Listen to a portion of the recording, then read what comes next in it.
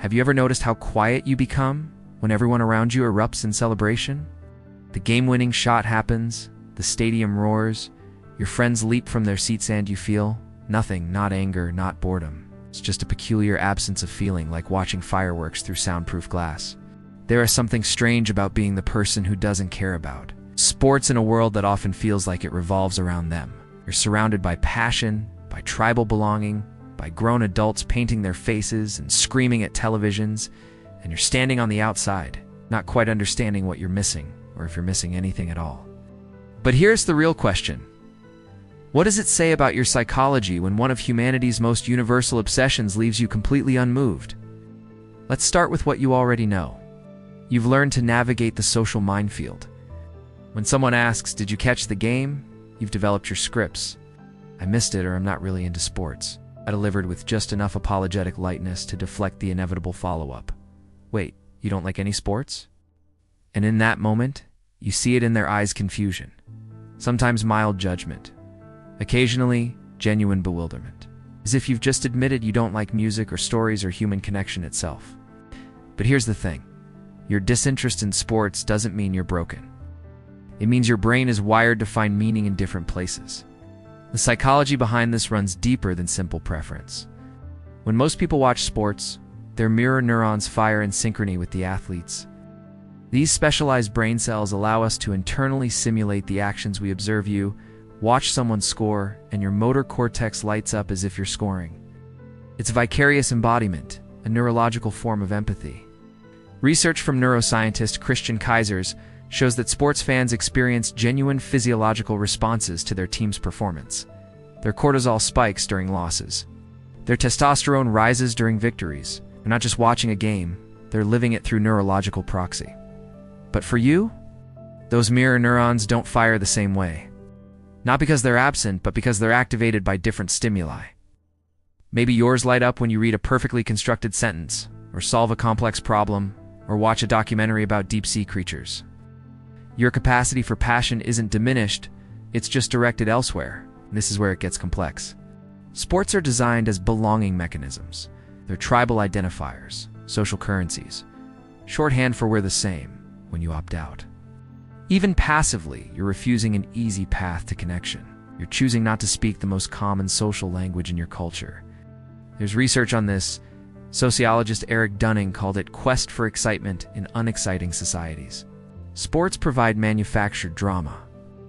Artificial stakes in a world where our ancient brains still crave the intensity our ancestors found in survival. They're a safe outlet for tribalism, for collective identity, for the primal thrill of us versus them. But you don't need that outlet, or rather, you fulfill that need differently. Here's what's really happening. You're not deficient in tribalism or excitement seeking. You've just found your tribes elsewhere, in book clubs, gaming communities, professional networks, creative collaborations, places where the passion feels more authentic to who you are. But the truth is, there's a cost to being different in this particular way. You've felt it during Super Bowl parties where you genuinely enjoying the company, but feeling oddly invisible when the game starts. You've experienced it in offices where Monday morning revolves around weekend scores, and you have nothing to contribute. You've noticed how male friendships, especially, often orbit around sports sand without that axis. Connection requires more vulnerability, more effort, more risk. The psychologist Abraham Maslow talked about belonging as a fundamental human need, sitting right above safety in his hierarchy. And sports provide belonging without much work: instant community, prepackaged identity, easy conversation. When you don't participate, you're choosing the harder path to connection. You're saying, "I need us to find something else to bond over," and not everyone is willing to do that work. And this is where it gets interesting. Your indifference to sports might actually reveal something powerful about your psychology. You are less susceptible to manufactured meaning. You're resistant to crowd psychology. You require genuine personal resonance before you invest your emotional energy. There's nothing morally superior about this. It's just different wiring. Some brains are more prone to collective effervescence, that Durkheimian concept of losing yourself in shared ritual. Other brains need more individualized pathways to passion. You're in the second category. The psychiatrist Carl Jung talked about individuation, the process of becoming psychologically distinct from the collective. In some ways, Your disinterest in sports is a form of unconscious individuation. You're not finding your identity through collective enthusiasm. You're building it through more personal explorations.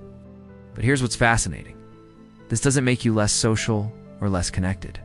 Research shows that meaningful relationships are built on vulnerable disclosure and authentic shared interests, not superficial common ground.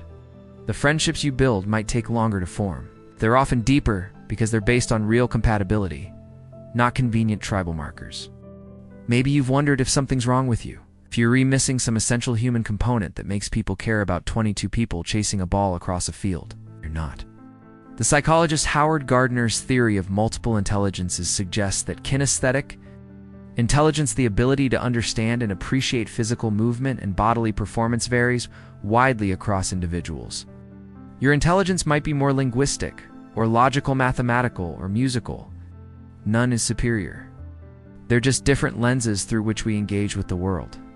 Your disinterest isn't a deficit. It's a difference in what captures your cognitive and emotional resources. And maybe that is the real insight here. In a world that often mistakes loudness for importance and popularity for value, your quiet refusal to care about sports is actually a form of integrity.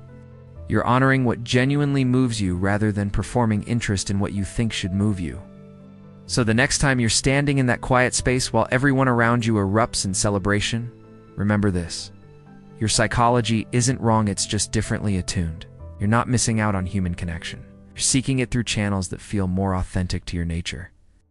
The stadium will always roar for some people and not for others. And both experiences are completely, entirely, beautifully human. Your passion exists, it just wears a different jersey. And maybe that's exactly as it should be.